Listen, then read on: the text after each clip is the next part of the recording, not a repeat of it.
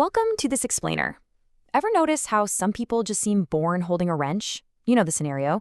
A sink has been leaking for 3 days. One person looks at it, immediately throws their hands up and says, "Yep, I need to call the plumber." But another person, they bend down, get under the sink, poke around for a few minutes, and when they stand back up, the leak is completely gone. So what's the actual difference between these two people? Is it just raw strength, years of specialized experience, some magical toolkit? Actually, no. The real difference is happening entirely inside the brain. Notice how the average brain immediately panics and delegates the task? When most of us see a broken object, our brains flash this massive warning signal. Danger! Step away! Call a professional! But contrast that with the fixer's brain. They lean in with genuine curiosity. This perfectly proves that being handy isn't about physical tools or some innate genetic gift at all. It's really about specific, deeply ingrained cognitive habits. It's a mindset, and it's one that absolutely anyone can learn. Today, we are going to completely shift how you view your own talents. We'll be deconstructing the fixer's brain into these distinct, learnable psychological frameworks: the mystery, calmness amidst chaos, seeing the big picture, taming emotions and ego, connecting with the physical world, and finally, the truth about talent. Let's jump right in. Starting with Section 1, the mystery. Why can they fix it? Well, we first have to bust this really common myth of innate handy skills. It is just so comfortable for us to believe that some people are simply born fixers. That brings us to Section 2, calmness amidst chaos, and embracing the mess. Our first real stop in the fixer's mind is observing how they handle total chaos. Okay, there's this really fascinating concept called tolerance for ambiguity. According to psychologist Albert Bandura's work on self-efficacy, this specific trait is literally the deciding factor in whether someone even attempts a complex task or just immediately runs away. When things are messy and unclear, most brains totally panic. But fixers, they've trained their brains to either dial down that panic signal or just ignore it entirely. They give themselves the time and space to actually understand the mess. To picture this, imagine an 8-year-old who takes apart their dad's alarm clock. Springs, gears, glass, just scattered everywhere across the table. Now, most kids would cry in fear of the mess they've made or, fear of being grounded. But our young fixer, their brain comfortably sits right there in the unknown. They aren't terrified that the clock is broken. They're just intensely curious about how all those little pieces fit back together.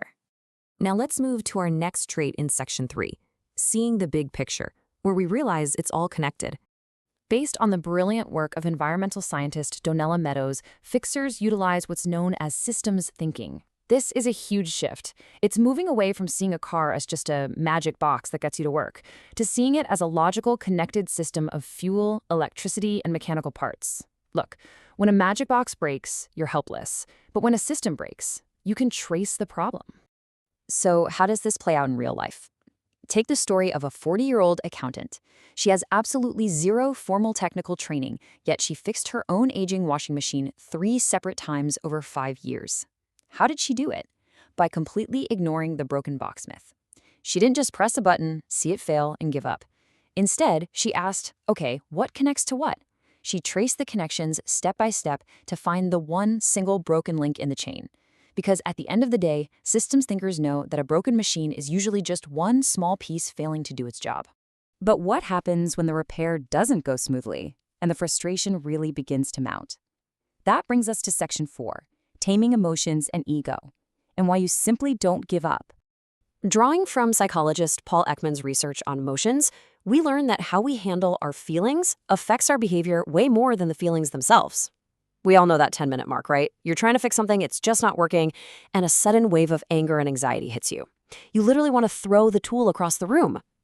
The average person takes it personally and quits right there. But fixers treat failure as data. They have a remarkably high frustration threshold. They feel that exact same annoyance, but they simply tolerate the discomfort of not knowing, pushing past the point where most people quit out of shame or anger. And this brilliantly illustrates Carol Dweck's famous concept of the growth mindset.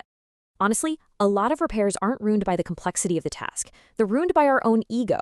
The thought of, I should know this, and if I don't, I'm stupid, completely kills the learning process. Fixers put their ego aside. They have zero shame in saying, I don't know, opening up a YouTube tutorial, or asking an expert for help, because they deeply understand that skills are built through practice, not just bestowed at birth.